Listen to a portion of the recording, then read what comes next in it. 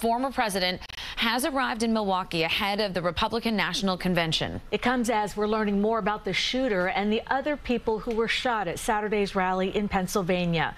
CBS 2's Elijah Westbrook begins our team coverage and has the latest on the investigation. Elijah. Well, Cindy and Natalie, I can tell you that federal investigators are continuing to look into the motive of the gunman who opened fire during former President Trump's rally Saturday. The bullet grazing Trump's ear while leaving one bystander dead and two critically wounded. This as the former president spoke to the New York Post Sunday, saying he's supposed to be dead, as he recalled the harrowing moment a would-be assassin shot him at his campaign rally. Former President Donald Trump is waking up in Milwaukee this morning, just a couple days after surviving an assassination attempt. Party conference officials in Milwaukee say the event is going ahead as planned, despite Saturday evening's shooting at a rally in Pennsylvania.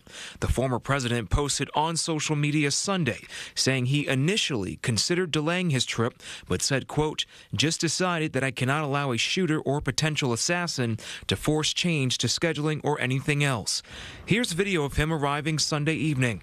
At a news conference about preparations at the RNC, reporters questioned the Secret Service on the security failure at the Trump rally. Any questions regarding yesterday's incident to our D.C. Public Affairs Office? More details emerged Sunday about the shooter, 20-year-old Thomas Matthew Crooks of Bethel Park, Pennsylvania, who was killed after he opened fire.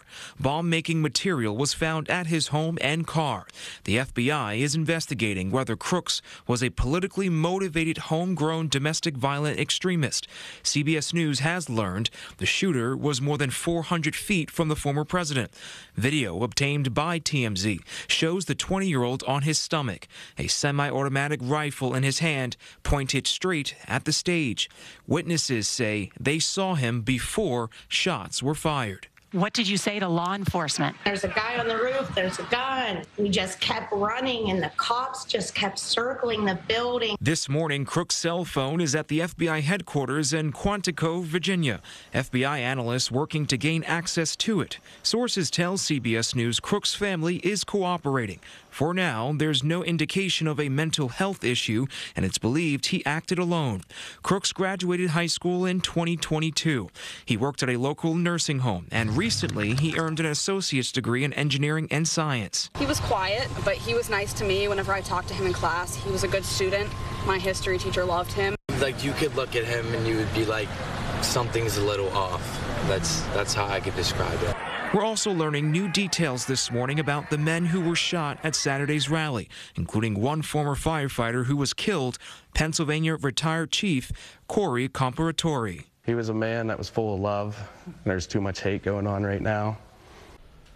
Now, former President Trump is said to be doing fine this morning. He spoke to the New York Post just yesterday, telling the outlet he rewrote his convention speech following what happened over the weekend. Trump added he wanted to use his words to unite the country.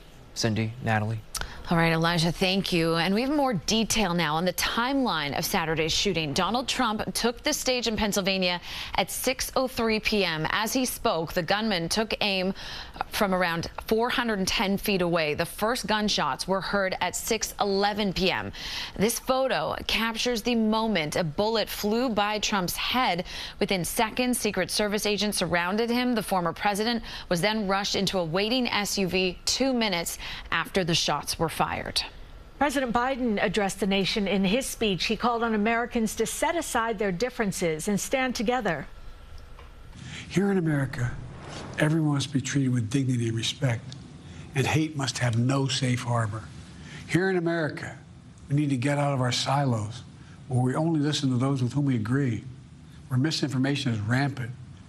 In American democracy, where decency, dignity, fair play aren't just quaint notions, but living, breathing realities.